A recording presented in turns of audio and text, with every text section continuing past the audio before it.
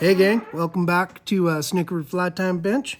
Larry here. We are playing with a couple new materials today.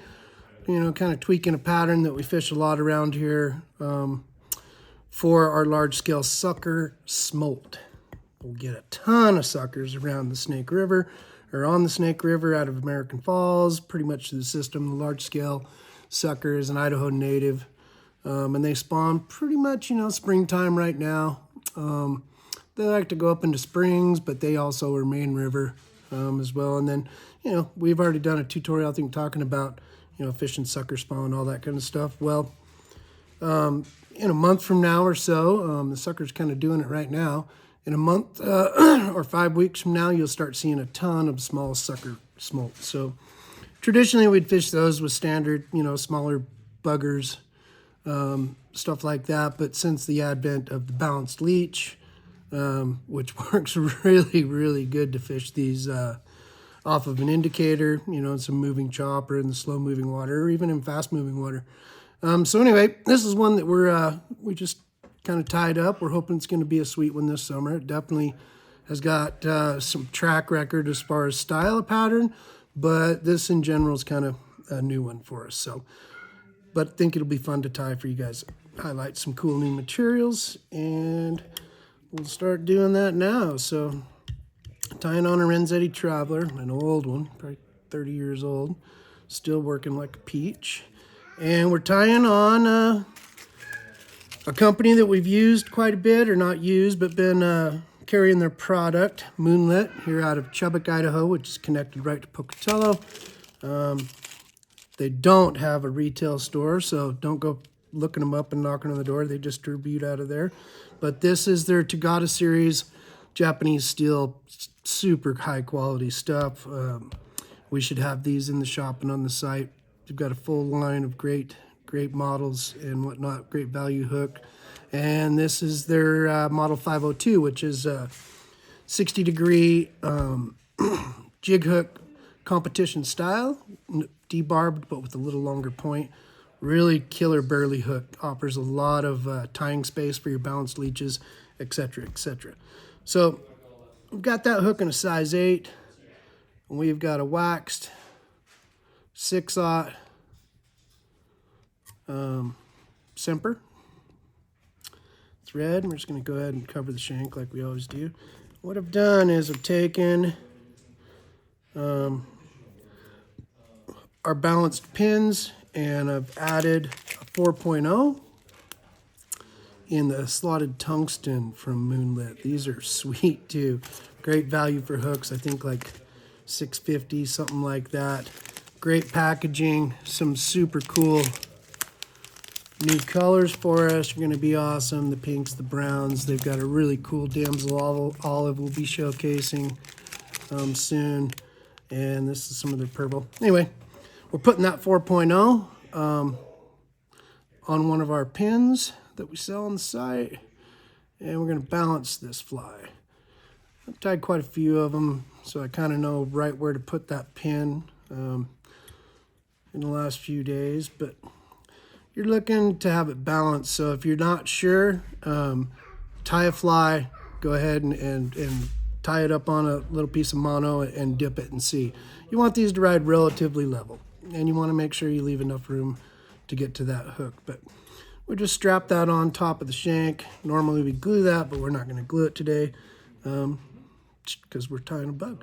So they're pretty dirty little bugs, or dirty little fish. The large-scale sucker smolt is kind of just a dirty little white dude. Maybe we'll call it the dirty white dude. Anyway, we're going to put some mink on there and some of our new scud seal dubbing, which is really sweet. It's got some possum in it. And we're going to put some pec fins on these guys too. So go ahead and get started using some the new Dr. Slick's Black Widow bent shank. Like the bent shank so I don't poke myself in the eye when I'm tying my bugs, whatnot. But we're going to go ahead and get started with this fly. First thing we're going to do is we're going to take and make a dubbing loop back here. Just going to do that with the shepherd's hook. And I'll put this up top so you can see what's going on. Shepherd's hook right there. I kind of know the length that I want from tying a few of these already. And what I'm going to do is just going to tie that loop in with my thread all the way to the back. And now we've got that loop open. So now we'll advance our thread to just up behind the bend on the jig hook. And what we're going to do is we're going to put in some of our new Aussie sow scud dubbing. Haven't named it exactly yet, but this is a dirty minnow, or just a real cool light tan. It's got some UV in it, so kind of like the UV Callibatus ice dub. It has a little kind of an olive yellow tint, which is perfect to match these sucker minnows. And so we're just going to take a pinch here, and I'm going to put it in between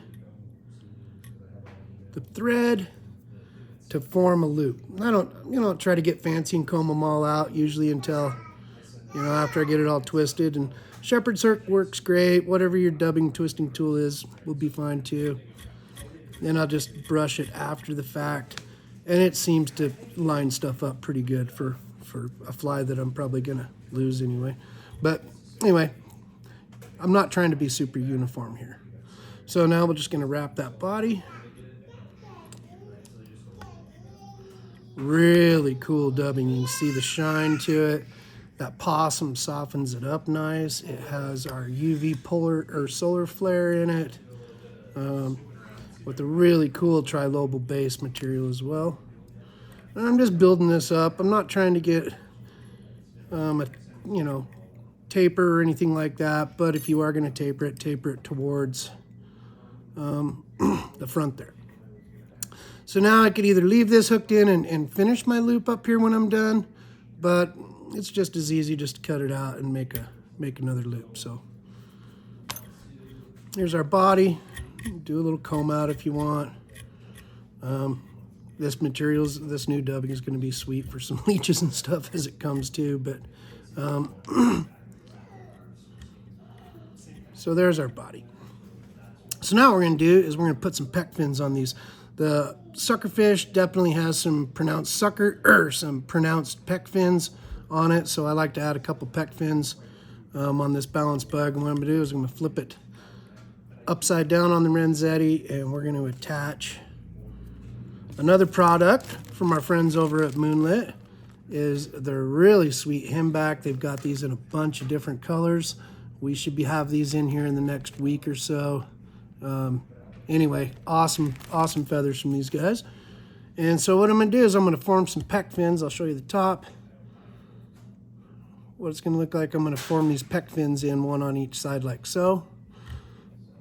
So I'll just do that by holding the back of the feather. I've already pre-stripped the fuzzy stuff off the bottom of this feather, and I'm just putting 3 loose wraps in there just to attach it.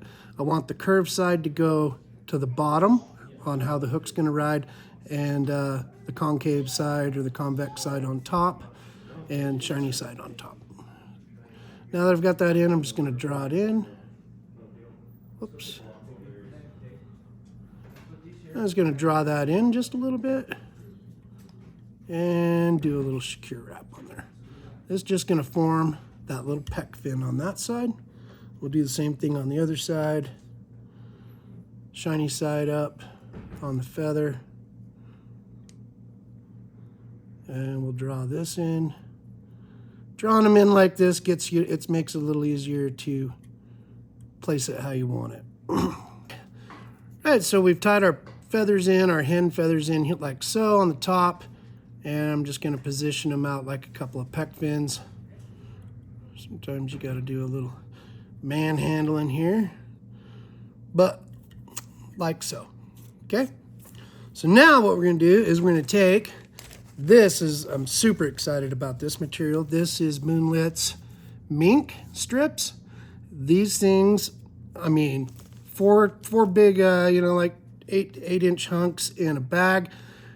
I've already burned through all but one.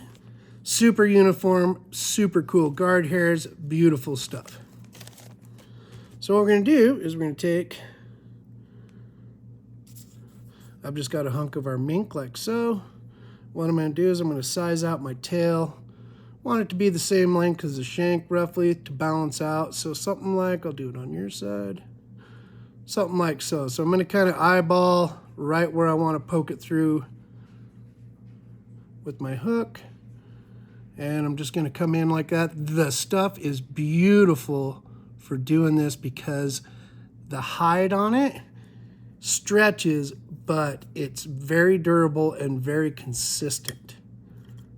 So you don't end up wasting a lot of material on this because it doesn't rip or pull out. The widths on it are really, really, really uniform. The cut width. And now we're just going to pull that forward. And we're going to come right behind that jig eye, hook eye, hawk eye.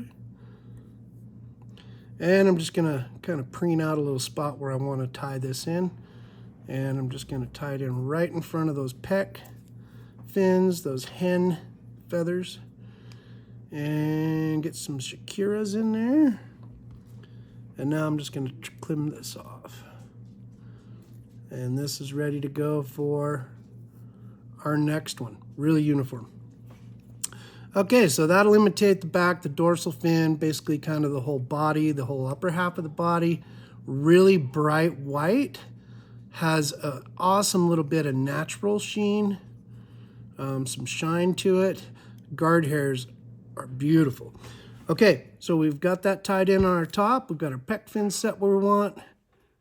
I could tweak it a little bit, but so we're looking something like that from the top and that from the bottom. And so now I'm just going to do another little dubbing loop here with our new awesome, well, we can't call it awesome possum, but that stuff is awesome, with our newest dubbing. And this is in dirty minnow. Dirty white boy. And probably not going to need a lot. That's probably overkill, but I can trim it. And I'm just going to go ahead and twist it up again. Show you what that looks like if I do it up on top here. Now we'll advance that thread to right behind that slotted moonlit bead in the 4/0 in fluoro white, which is gorgeous. And just do a little comb out. So now we're just going to go ahead and put a little head, or the neck section, of our little sucker smolt. One good wrap behind. I'm just going to kind of comb these fibers back as I go. One good wrap behind the hook eye. One full wrap behind the bead. I'll comb those fibers back just so I can maximize my taper. And put a Shakira in there, maybe two. And then we'll go ahead and trim off that loop. So now we've got our collar built. Real simple here, just gonna do some turtlenecking on that bead. It's getting chilly out, need your turtleneck. You could do a cool little hot spot right here too. I'm just finishing it in our 6/0 Semper. Okay, give it a little comey view there, or a little clip. Now if you want, the reason I pulled those pec fins through like that is so there's nothing worse than getting done with a fly and pulling your feathers out, your fins out. And that's why we draw those in, so we can trap some fibers in there and keep that cut in. But there you have it. There's our newest dirty white boy. And man, materials are awesome. Really excited to be working with Moonlit more in depth, you know, and having something to do, or you know, and helping them develop this fly tying materials that they're doing. They've got some great stuff. Really looking forward to having them in here in the showroom. And this one works really good below an indicator for you know, you could tie this same thing in whatever color your minnows are in your area, but this is the Dirty White Boy Sucker Smolt. Thanks a bunch.